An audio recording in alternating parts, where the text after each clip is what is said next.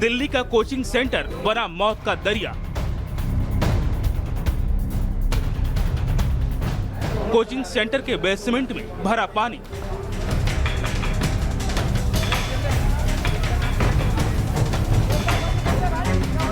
पानी भरता रहा, छात्र चीखते रहे और लोग देखते रहे।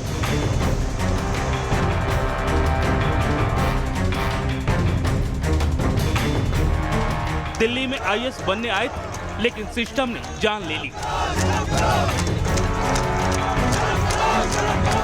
देखिए सीएम साहब, देखिए एलजी साहब, ये आपकी दिल्ली है। यहाँ कोई मरे जिए, इन्हें कोई फर्क नहीं पड़ता है। हमारे साथ न्याय होना चाहिए। टोटली गलती बोलूंगा तो एमसीडी और कोचिंग सेंटर दोनों की है। कोचिंग इंस्टीट्यूट और जो सिस्टम है सब मिले हुए हैं। ये देश की राजधानी की वो तस्वीर जो लोगों को डरा रही है और प्रशासन से सवाल पूछ रही है। कोचिंग सेंटर के बेसमेंट में पानी भरा है, अफरा तफरी का माहौल है और अंदर छात्र फंसे हैं। वो छात्र जो आईएएस अफसर बनने का सपना लिए थे, लेकिन सिस्टम की लापरवाही ने इनकी जान ले ली। कोचिंग सेंटर की बेसमेंट में पानी भर गया था और 3 स्टूडेंट की इस समय मौत हो चुकी है। इस वक्त तस्वीरों के माध्यम से दिखाना चाहूँगा, दिल्ली पुलिस जो है जिस बेसमेंट में पानी भरा था उसके भारी हिस्से को जो है बैरिकेड लगाकर और कॉर्डन ऑफ करती हुई नजर आ रही है। फिलहाल 4 बजे के आसपास जो था एनडीआरएफ का रेस्क्यू ऑपरेशन समाप्त हुआ था और लगभग 9 बजे के आसपास एनडीआरएफ की टीम घटनास्थल पर पहुंची थी और उसके बाद रेस्क्यू ऑपरेशन शुरू किया गया था। एनडीआरएफ और दमकल विभाग ने दोनों टीमों ने मिलकर रेस्क्यू ऑपरेशन किया। 2 फीमेल बॉडीज और 1 मेल बॉडी जो है घटनास्थल से रिकवर की गई है। हादसे की यह तस्वीर सेंट्रल दिल्ली के ओल्ड राजेंद्र नगर की है, जहां यूपीएससी की तैयारी कराने वाले एक कोचिंग सेंटर के बेसमेंट में पानी भर गया। घटना की जानकारी मिलते ही फायर और एनडीआरएफ की टीम रेस्क्यू ऑपरेशन के लिए पहुंची। अंदर छात्र फंसे हुए थे, लिहाजा बिना देरी किए राहत बचाव का काम शुरू कर दिया गया। पानी एकाएक अंदर चला जाता है और जिसके बाद जो बच्चे हैं वो अपनी जान बचाने के लिए टेबल पर चढ़ जाते हैं, लेकिन जो बाहर निकलने का रास्ता है उनको नहीं मिलता है, जिसके कारण वो परेशान हो जाते हैं, हताश हो जाते हैं। इस राहत बचाव के बीच ही करीब 2 घंटे बाद एक छात्र की डेड बॉडी मिलती है। खबर 3 छात्रों के लापता होने की थी, लिहाजा बाकियों की तलाश में टीमें जुटी हुई थी। कुछ देर बाद एक और शव बरामद किया जाता है और उसके कुछ देर बाद एक और, यानी एक कर 3 स्टूडेंट्स की डेड बॉडी मिलती है। यूपीएससी कोचिंग इंस्टीट्यूट है जिसका बेसमेंट पूरी तरह फ्लड हो चुका है। एज यू आर अवेयर कि इवनिंग में हेवी रेन्स हुए थे यहाँ पे और उसके कारण रोड पे भी वाटर लॉगिंग था काफी और एडजॉइनिंग कुछ बिल्डिंग्स में भी वाटर लॉगिंग था। अब इस घटना के बाद छात्रों में गुस्सा है, गुस्सा सिस्टम पर है, गुस्सा प्रशासन पर और गुस्सा उस दिल्ली सरकार पर जिसने दिल्ली को बदलने का भरोसा दिया था। We are aspirants, हम कैश काउज नहीं हैं। यहाँ की पूरी इकोनॉमी चलाने वाले हम लोग हैं। हम यहाँ पे चलाते हैं इस जगह को, तब भी हमको एज कैश काउज ट्रीट किया जा रहा है। We want justice for Nilesh Rai who was murdered a week ago। पता नहीं और कितने मरेंगे, इसको एक रिफॉर्म लाना पड़ेगा। मैं यहाँ पे स्टूडेंट हूँ, पानी भरा होता है सर, डेली ऐसे ही पानी भरा होता है, उसमें से हम डेली निकल के जाते हैं। 10 दिन पहले एक और लड़के के साथ हुआ था, वो मेंस लिख रहा था अपना, तो कल हमारे साथ होएगा। हम लोग सर यहाँ पे पढ़ने आए थे, ना कि मौत के घाट चढ़ने आए थे। यहाँ पे जितनी लाइब्रेरी है सारी बेसमेंट वाली लाइब्रेरी बंद कर दी गई ताकि किसी को पता नहीं चले कि यहाँ पे सारी लाइब्रेरी ऐसी चल रही है। किसी में भी इमरजेंसी एग्जिट नहीं है, किसी में दूसरा कोई एग्जिट पॉइंट नहीं है, सब में ऐसे ही पानी भर रहा है। दिल्ली सरकार ने घटना के मजिस्ट्रेट जांच के आदेश दिए हैं, लेकिन इस जांच से होने वाला क्या है? ये सवाल इसलिए क्योंकि बीते 24 तारीख की यह तस्वीर तो अभी भूले नहीं होंगे, जब पटेल नगर इलाके से आईएएस की तैयारी कर रहे गाजीपुर के नीलेश राय की करंट लगने से मौत हो गई। नीलेश भी घर से निकलकर कोचिंग जा रहा था। कॉलोनी में पानी भरे होने की वजह से गेट के सहारे नीलेश ने बाहर निकलने की कोशिश की।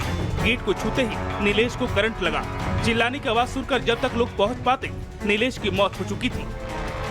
दिल्ली सरकार पिछले कई महीनों से जेल से चल रही है, क्योंकि आपके मुखिया और दिल्ली के मुख्यमंत्री अरविंद केजरीवाल तिहाड़ जेल में बंद है। वो वहीं से दिल्ली सरकार का कामकाज देखते हैं। ऐसे में दिल्ली की जनता भगवान भरोसे है और इसके नतीजे भी एक कर आने लगे हैं। Bureau report, Republic Bharat. और साहिल हमारे सहयोगी लगातार ग्राउंड पर मौजूद है। साहिल, लेकिन ये बड़ा सवाल उठा रहे हैं छात्र, कह रहे हैं कि वहां पर ना तो प्रशासन का कोई अधिकारी वहां पर मौजूद है, ना वहां का विधायक वहां पर मौजूद है। वो तो ये भी कह रहे हैं कि जल मंत्री आतिशी को आना चाहिए वहां पर। जी बिल्कुल, जो तमाम जो छात्र यहाँ पर मौजूद है, जो यहाँ पे स्टडी करने आते हैं, उनका यही कहना है कि जो यहाँ के विधायक दुर्गेश पाठक वो यहाँ पर नहीं पहुँचते। जो जल मंत्री आतिशी उनको यहाँ पर आना चाहिए, जो छात्रों की समस्या उनको समझना चाहिए। जो अलग अलग राज्यों के छात्र यहाँ पर पढ़ने आते हैं उनकी सेफ्टी के लिए जो तमाम इंतजाम करने चाहिए वो नहीं हो रहे। उनका ये मानना है कि हम लाखों रुपये कोचिंग सेंटर को फीस देते हैं, लेकिन जो यहाँ की सरकार और जहाँ के जो विधायक वो यूपीएससी छात्रों के बारे में बिल्कुल नहीं सोचते, जिसका खामियाजा जो है कल 3 परिवार को भुगतना पड़ा है। क्योंकि उन 3 परिवार के 3 बच्चे यहाँ पे पढ़ने आए थे और 3 बच्चों की जो और कहीं ना कहीं इस पूरे मामले पे सियासत जो है वो शुरू होती जा रही है। जी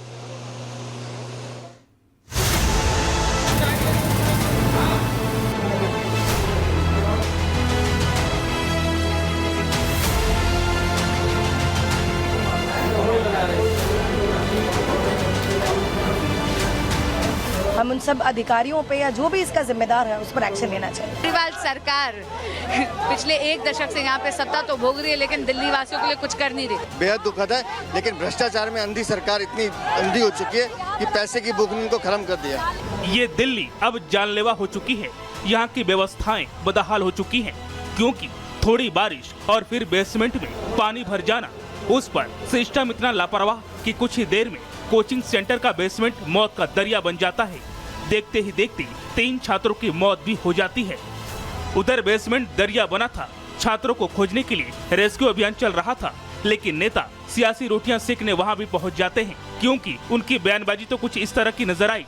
इस दुखद घटना में जो आरोप प्रत्यारोप का समय नहीं है, बहुत ही दुखद घटना है और मुझे लगता है राजनीति से ऊपर उठकर हम सबको मिलकर ऐसे घटना के लिए हम उन सब अधिकारियों पे या जो भी इसका जिम्मेदार है उस पर एक्शन लेना चाहिए। केजरीवाल सरकार पिछले 1 दशक से यहाँ पे सत्ता तो भोग रही है, लेकिन दिल्ली वासियों के लिए कुछ कर नहीं रही। ये बच्चे यहाँ पर अपना भविष्य उज्जवल करने आए थे, इनकी मौत के जिम्मेदार पूरी तरह माननीय विधायक दुर्गेश पाठक जी और निकम्मी केजरीवाल सरकार है।